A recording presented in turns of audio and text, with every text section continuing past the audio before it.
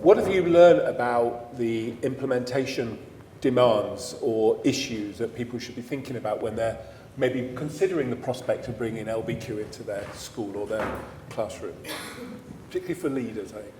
I think, you know, the obvious one with any technology is that I think as leaders, we have to invest in our time to make sure that the technology behind it, whatever that is, the hardware or the software, it is going to work and is robust enough to work. Because there's nothing more frustrating for a teacher, as many of you will know, than to be sat in a class, you've got everything set up, and it doesn't work.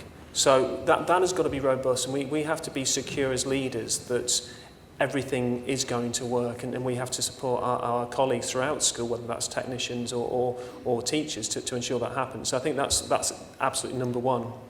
And the second thing is to give it time.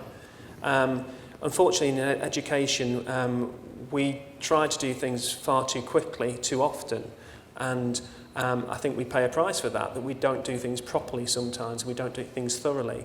And so perhaps a drip sort of effect is far more impactful than trying to go whole school, every single classroom, every single lesson. That would just be absolutely chaotic. So my experience, or our experience, would be a gradual implementation, but a thorough implementation. That's music to my ears, because it's the notion implementation is a process, not an event, which is key to the evidence we have at implementation.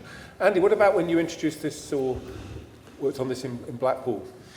I think with anything like this, it's about fidelity to the programme and making sure that whatever you do in school, whether it's technology-based or whether it's just any form of school improvement, as a school leader, you've got to be convinced that it's the right thing for your school.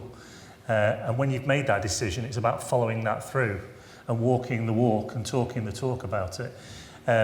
Because I would always put myself in the shoes of a teacher in terms of saying, you know, if you're not, as a school leader, convinced about this, why should I invest my time in it?